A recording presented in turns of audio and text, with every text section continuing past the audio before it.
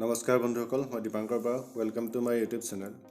বন্ধুসকল, Assam tea employee provident fund অৰ্গেনাইজেশ্যনত শেহতীয়াকৈ 25টা জুনিয়ৰ এছিষ্টেণ্টৰ পদ ওলাইছে। গতিকে এই পদকেইটা আপুনি কেনেকৈ এপ্লাই কৰিব লাগিব বা কোনে কোনে এপ্লাই কৰিব পাৰিব বা কেনেকৈ ইয়াৰ চিলেকশ্যন প্ৰচেছটো কেনেকুৱা হ'ব বা কি আপুনি ডকুমেণ্টছ দিব লাগিব, এই গোটেইখিনি মই এই ভিডিঅ'টোৰ দ্বাৰা আপোনাক জনাম।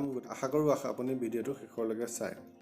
এই 25টা ভাগ কোনকেইটা কেটেগৰীত আছে বা কোনে কোনে এপ্লাই কৰিব পাৰিব তাৰ বাবে মই আপোনাক দেখুৱাই দিছোঁ যে ইয়াত আনৰিজাৰ্ভৰ বাবে আছে 10টা পোষ্ট, OBC আৰু MOBCৰ বাবে 7টা পোষ্ট আছে, SCৰ বাবে 2টা পোষ্ট, STPৰ বাবে 2টা পোষ্ট, STHৰ বাবে 1টা পোষ্ট, EWSৰ বাবে 2টা পোষ্ট আৰু PWD 1টা পোষ্ট। আৰু এই পোষ্টসমূহৰ জুনিয়ৰ এছিষ্টেণ্টৰ দৰমহা পে স্কেলটো হৈ গ'ল আপোনাৰ 14,000 পৰা 49,000 পৰ্যন্ত। আৰু ইয়াৰ বাবে আপোনাৰ বয়সৰ সীমাটো হৈ গ'ল এজ লিমিটটো 21 বছৰৰ পৰা 38 বছৰৰ ভিতৰত, বা OBC আৰু MOBCৰ বাবে 3 বছৰ ৰেহাই দিয়া হৈছে আৰু ST আৰু SCৰ বাবে 5 বছৰ ৰেহাই দিয়া হৈছে আৰু PWD কেণ্ডিডেটৰ বাবে 10 বছৰ ৰেহাই দিয়া হৈছে।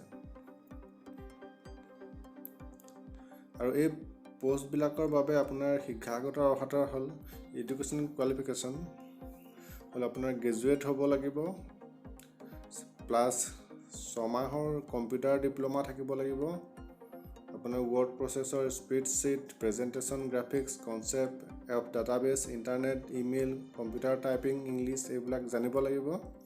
আৰু এপ্লিকেশ্যন ফিজ হৈ গ'ল আপোনাৰ ST SCৰ বাবে 200 টকা, আদাৰ্ছৰ বাবে 300 আৰু PWDত কোনো এপ্লিকেশ্যন ফিজ নালাগে। ডকুমেণ্ট কি লাগিব আপুনি এপ্লাই কৰিবলৈ হ'লে?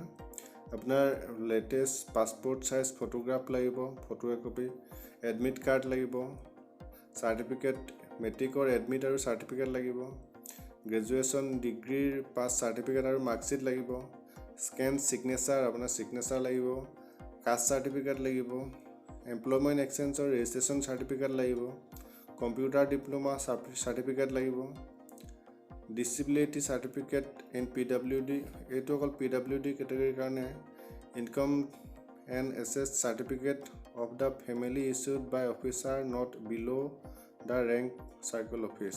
কাৰণে এই পোষ্টবিলাকৰ কাৰণে অনলাইন এপ্লিকেশ্যন বা অনলাইন ফৰ্ম ফিল আপ কৰিব লাগিব বা অনলাইন এপ্লাই কৰিব লাগিব।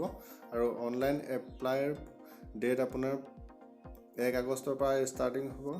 আৰু অনলাইন কৰাৰ যিটো আপোনাৰ ৱেবছাইট হ'ল, সেই ৱেবছাইটটো মই আপোনাক কৰিছোঁ। আপুনি ইয়াত গৈ গোটেই এডভাৰটাইজমেণ্টটো ডাউনলোড কৰি ল'ব পাৰে বা চাব পাৰে। অনলাইন আবেদন কৰাৰ ৱেবছাইটটো হৈ গ'ল www.atepfruitment.in। এই ৱেবছাইটটোত গৈ আপুনি এই পোষ্টকেইটাৰ বাবে এপ্লাই কৰিব পাৰে।